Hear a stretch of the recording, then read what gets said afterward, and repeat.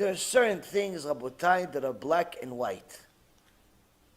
That anyone with just a little bit of Yirat Shamayim, a little bit, just not that much, a little bit of Yirat Shamayim, a little bit of Yirat Shamayim understands where he is and where the King of all kings is and what the King of all kings expects us to do. Immediately knows this doesn't add up. This doesn't add up. It's a meshuga. It doesn't make a long beard, short beard, no beard, yes beard. It doesn't make a. You're a meshuga. Why are you bringing this meshuga to your house? Why are you bringing this meshuga to your bet knesset? Why are you bringing this meshuga into your mind? Why are you listening to this shurim? Why are you listening? Well, no, he said something that made me feel good. What made you feel good? No, now I like everybody. You're not allowed to like everybody. If he's an enemy of Hashem, you're not allowed to like him. What's the proof? Your own prayer, Tfilat Shmona Esrei, you pray for him to die. How do you pray for somebody to die and like him at the same time? What are you, demented? Maybe you're the Meshuga too. Avodat Hashem is not easy, Rabotai. It's not supposed to be.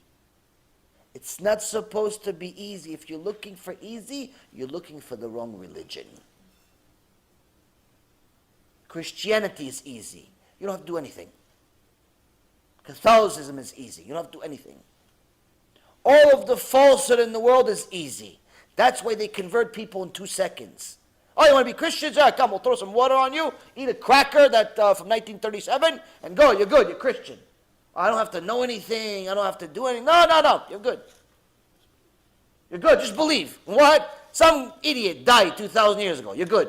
I don't really believe. It's okay, you'll believe over time. Just take the cracker. Eat the cracker, la briut. Here, go, enjoy. Here's some water, go jump in the pool. Makes you... Why are you bringing Meshugaim to your mind, to your life, to your neighborhood? Why? Why are you bringing all these Meshugaim? Why? Rabotai, Avodat Hashem is not easy. The sages explained to us, why did Hashem make Am Yisrael go to Egypt, become slaves? Originally it was supposed to be 400 years, it ended up being 210 years, regardless. Difficult. Why send them? They haven't sinned yet. What did they do? What did they do? They haven't done anything yet. Why is that? It can't be kaparat avonot. Can't say, oh no, they made sins, so we sent them to Egypt. No, they didn't make any sins yet. Why? Because they didn't exist yet. He told Avraham Avinu, Avraham, by the way, your descendants, I'm going to send them to Egypt, they're going to be slaves. But why? They haven't done anything yet. They haven't done anything yet. Why you send them to be slaves? It's like you hired a new guy. Oh, by the way, on Friday, I'm going to dock you. I'm not going to pay you for Friday. Why? I'm docking you for being late, but I wasn't late. I'm docking you anyway. And Monday, Tuesday, Wednesday, Thursday, I'm not paying you. Why? Because you weren't there. But I didn't come yet. It's not yet. It's a weekend. I'm not paying you. Why? I'm fining you. For what? Because maybe you're going to say something. Doesn't make any sense. Why are you sending him to Egypt? They haven't even this. It cannot be kaparat avonot. It cannot be that he was punishing them. It's not a punishment. So I heard Rav again say this once. It makes more sense than anything else in the world. Because it agrees with the sages that I read in other places. Hashem Yitbarach created Am Yisrael as Am Kshe Orif, a stubborn people that the holy books say were so stubborn, so difficult, so confident, overconfident, that they were unbearable to the people around them. Why wouldn't they be confident? They're related to Yehuda. When he got upset, pieces of metal came out of his chest, and he would chew on it, and he would roar and destroy buildings. You're not going to be confident? Just knowing the story makes me confident. I'm related to Yehuda. I'm the best. Why? Yehuda is my cousin. Yehuda is my uncle. Yehuda is my brother. What makes you confident? I remember little kids, anytime somebody did something, hey, don't do that again. I'm going to tell my brother. Who's your brother? Oh, my brother's Amalek. Oh, okay, I'm not going to do it.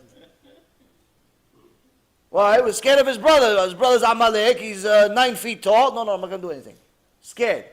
So imagine you really believe you're related to Yehuda. Well, it doesn't give you confidence. Doesn't make you arrogant. Doesn't give you extra muscles even though they don't exist. You're a little scrawny, little nothing. Why? Always I'm related to Yehuda. On top of it, I'm related to Yosef HaTzadik. Yosef HaTzadik, Hashem called him Tzadik. Doesn't that make you feel like a Tzadik? Makes me feel like a Tzadik, just knowing that I'm related to you, to Yosef HaTzadik. Why? Everybody tells you, listen, I don't keep anything. But my grandfather was a rabbi. My grandfather was a rabbi. My great-grandfather was a rabbi. You know how many books he wrote? Good, he's in Gan Eden. You in Gehenom though. What's the problem? What makes you think that?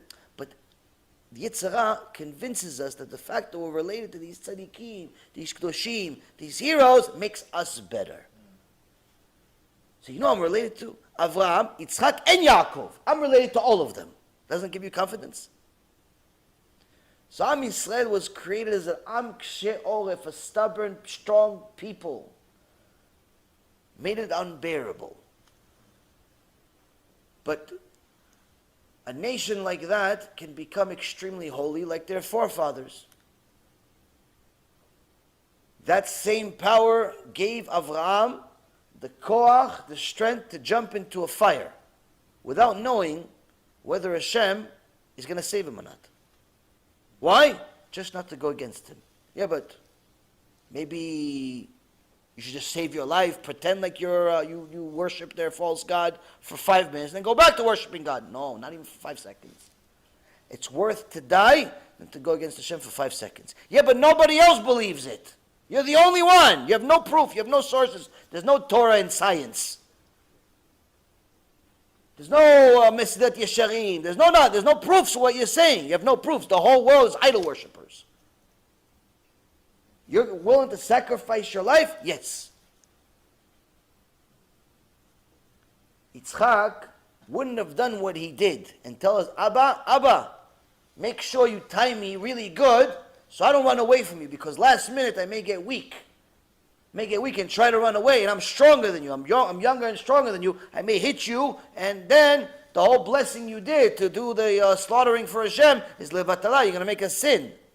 So make sure you tie me good with akedah, tie my hands to my legs and everything. So it's a nice clean cut, Hashem. You're not excited about getting slaughtered without being strong and confident in your connection of Hashem.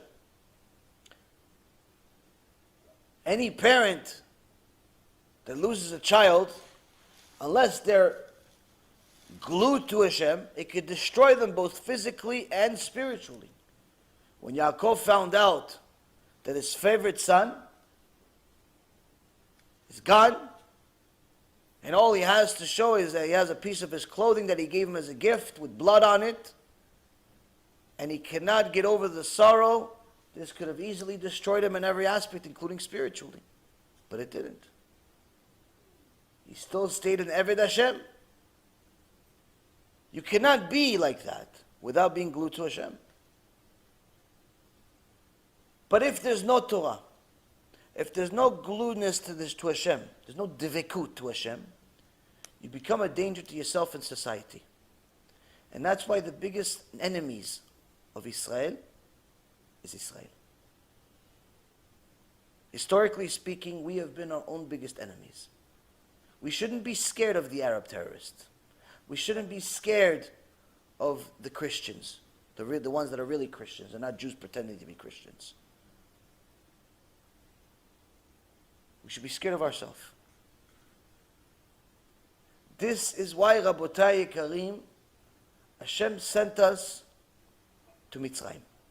Before we sinned, He said, first and foremost, the Sfarim HaKadoshim, the holy books say, you have to soften them.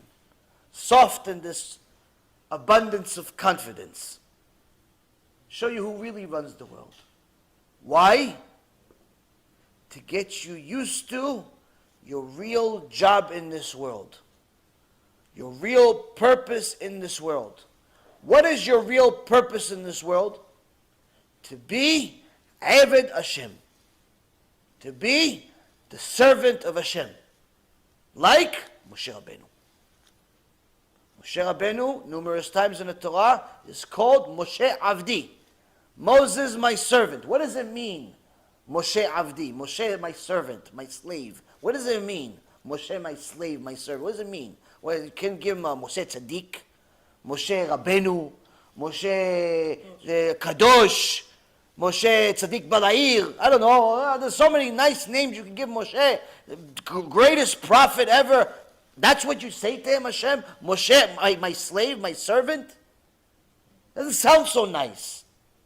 Doesn't sound so nice. You say you love him, but you call him a servant? Doesn't sound so nice. That's because our definition of nice is demented.